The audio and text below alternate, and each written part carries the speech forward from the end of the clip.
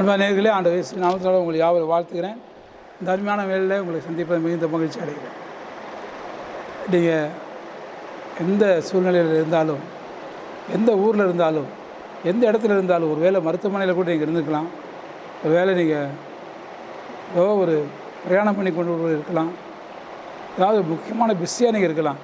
ஆனால் உங்களுக்காக ஒரு 2-3 நிமிஷத்தில் ஒரு சில வார்த்தைகளை சொல்ல ஆண்டவர் ஏவினார். அதனால் அந்த வார்த்தைகளை சொல்ல கவனமாக கேளுங்க. சங்கீத புஸ்தகத்தில் வாசி பார்த்திங்கன்னா 107 சங்கீதம் 41 வசனத்தில் ஆண்டவர் சொல்கிறார், எளியவனையோ சிறுமையிலிருந்து எடுத்து உயர்ந்த அடைக்கலத்தில் வைத்து அவன் வம்சங்களை மந்தையை போல் ஆக்குறார். இவ்வளோ அருமையான வார்த்தை. ஆண்டவர் சொல்கிறார், எளியவனையோ சிறுமையிலிருந்து எடுத்து உயர்ந்த அடைக்கலத்தில் வைத்து அவன் வம்சங்களை மந்தையை போல் ஆக்குறார். 3 காரியம் செய்கிறார். யாருக்குன்னா, இந்த எளிமையானவன், ஏழ்மையானவன், கஷ்டப்படுற மக்கள், உங்களுக்கு தான் அந்த ஆண்டு வார்த்தை சொல்கிறார். கவலைப்படாதீங்க. எளிய குடும்பத்தில் நீங்கள் பிறந்திருக்கீங்களா, ஏழ்மையான நிலைமையில் வாழ்கிறீங்களா, கட்டாயம் தேவன் உங்களை உயர்த்துவான், கட்டாயம் உங்களுக்கு இறங்கி வருவான். அது சொல்கிறாரு, எளியவனையோ சிறுமையிலிருந்து எடுத்து உயர்ந்த அடைக்கலத்தில் வைத்து அவன் வம்சங்களை மந்தையை போல் ஆக்கும். 3 காரியம் சொல்கிறார். 3 காரியம் இந்த எளிய மகனுக்கு அவன் சொல்கிறார், உன்னை சிறுமையிலிருந்து எடுப்பேன். சிறுமையிலிருந்து எவ்வளோ சிறுமைப்படுறீங்க, நீங்கள் சித்திரவதைப்படுறீங்க, சிரமப்படுறீங்க, நெருக்கப்படுறீங்க, உடைக்கப்படுறீங்க, நொறுக்கப்படுறீங்க. அந்த சிறுமையிலிருந்து தேவன் உங்களை தூக்கி எடுக்கிறார். தூக்கி எடுத்து என்ன செய்யுமா, சாதாரண இடத்துல உட்கார வைக்கிறது இல்லை, உயர்ந்த அடைக்கலத்தை கொண்டு போகிறார்.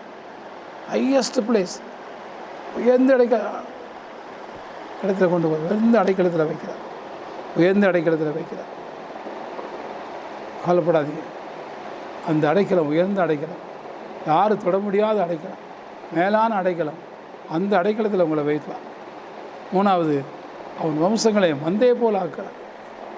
வம்சங்களை மந்தையை போல், சாதாரணமான இல்லை, 2 பேர் 3 பேர் அப்படி வைக்கிறது இல்லை, அந்த மந்தையை போல் ஆகுது. மல்டி க்ரௌட்,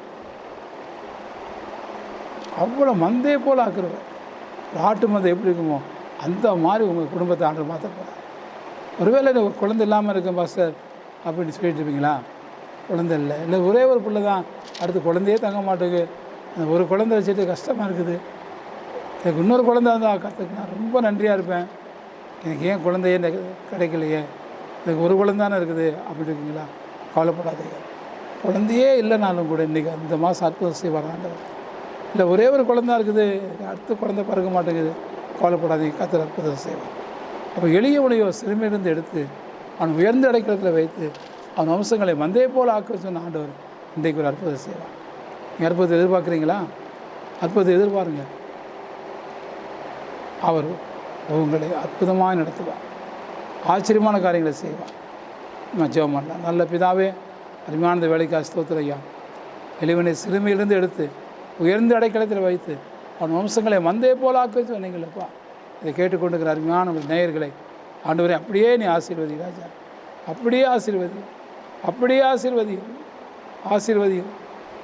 உங்கள் சிறுமை வேண்டாப்பா, இனி கஷ்டம் வேண்டாம் ஆண்டவரே, அவங்க பாடுகள் வேண்டாப்பா, அவமானங்கள் வேண்டாப்பா, நிந்தைகள் வேண்டாம் ஆண்டவரே. அவங்களை உயர்ந்த அடைக்கலத்தில் வைத்து